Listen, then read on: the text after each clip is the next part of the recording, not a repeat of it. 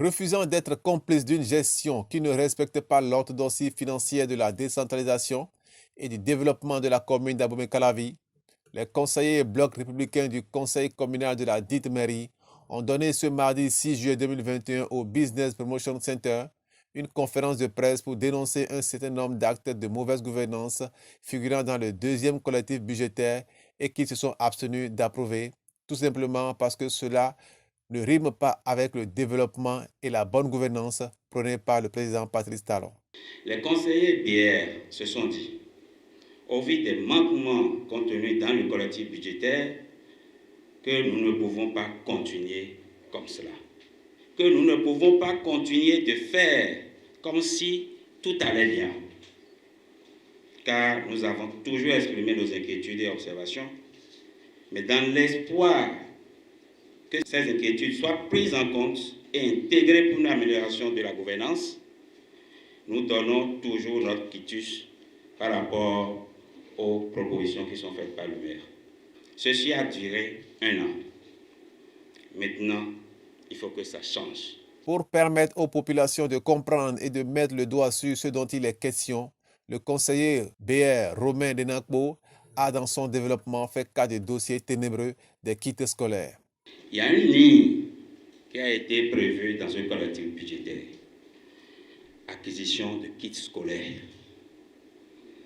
Cette ligne n'existait pas dans le budget primitif voté en novembre 2020.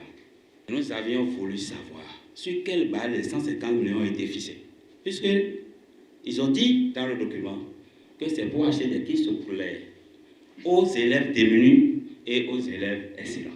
Combien d'élèves démunis vous avez identifié ou vous pensez secourir dans chaque arrondissement? Combien d'élèves excellents prévoyez-vous d'accompagner?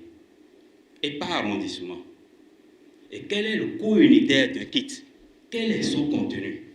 Puisque les niveaux de réalisation sont bas, eh bien, allons dans une approche progressive et donc diminuer le montant. Nous n'avons pas eu gain de cause. Au-delà de ce dossier de 150 millions qui, à la lecture des conseillers, crève le plafond au regard de la situation financière de la mairie qui est en baisse, les conseillers BR, par la voix de Ambroise Gongo, ont également voulu comprendre la gestion qui est faite de la somme de 5 000 francs CFA pour enregistrement de vente de parcelles que la mairie perçoit auprès des populations et qui ne serait pas budgétisé. Le fait foncier qui est un logiciel installé à la mairie d'Abomey-Calavi et dont, en partenariat avec un privé, et dont le rôle est d'enregistrer les conventions de vente. Et l'objectif poursuivi, c'est d'empêcher l'enrôlement d'une même parcelle par 2 citoyens différents. Le coût d'enrôlement est fixé par arrêté communal à 5 000 francs par convention.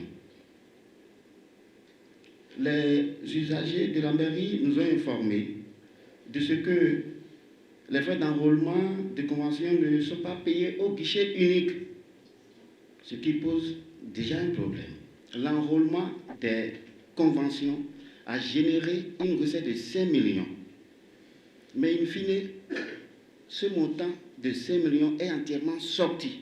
Dans le compte administratif 2020, voté en session extraordinaire en mai dernier, nulle part ne figurait une ligne dénommée fait foncier.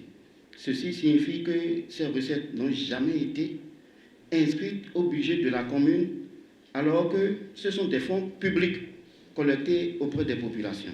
De 5 millions, c'est allé à 15 millions. 15 millions. Et à cette étape aussi, entièrement sortie, nous voyons clairement que la gouvernance à la mairie d'Abomey-Calavi est en souffrance. Comme si cela ne suffisait pas, Brice Adonon a également déploré la gestion qui est faite des fonds générés par la vente des fosses au niveau des cimetières. Le montant auquel on vend une fosse n'a pas changé. 150 000 francs et 250 000 francs pour les réservations. En 2020, pour le budget primitif 2020, les fonds engagés en dépenses pour la construction des fosses étaient de 44 494 850 francs CFA, que la mairie a entièrement vendu, et les recettes étaient de 127 100 000 francs CFA. Nous avons demandé au maire de nous expliquer pourquoi on engage 44 millions en 2020 et que nous avons un bénéfice de 82 millions et que nous pensons maintenant engager 100 millions pour un bénéfice de 22 millions. Dans la réponse, les directeurs techniques nous ont dit qu'il y a des dettes sur cette ligne et qu'on doit utiliser ces fonds-là pour payer le prestataire. Et nous lui avons posé la question, mais si cette activité est si rentable, pourquoi vous avez laissé des dettes? Parce que nous avons eu un bénéfice de 82 millions. Pourquoi ne pas payer le prestataire et évacuer ces dépenses? Cela est resté sans réponse. Ce que je peux vous dire à la fin, le maire aujourd'hui a été pris en otage dans sa gestion par certains conseillers UP, qui sont également prestataires de la mairie d'Abomey-Calavier, et qui, dans le souci de se faire une bonne santé financière, sont en train de conduire le maire tout droit dans le mur. Autant de faits, sans oublier la gestion des carrières de sable de Togba, qui justifie l'abstention des conseillers au moment du vote de ce collectif budgétaire. Des faits portés à l'attention des professionnels des médias qui n'ont pas manqué de démontrer de l'intérêt à ces questions.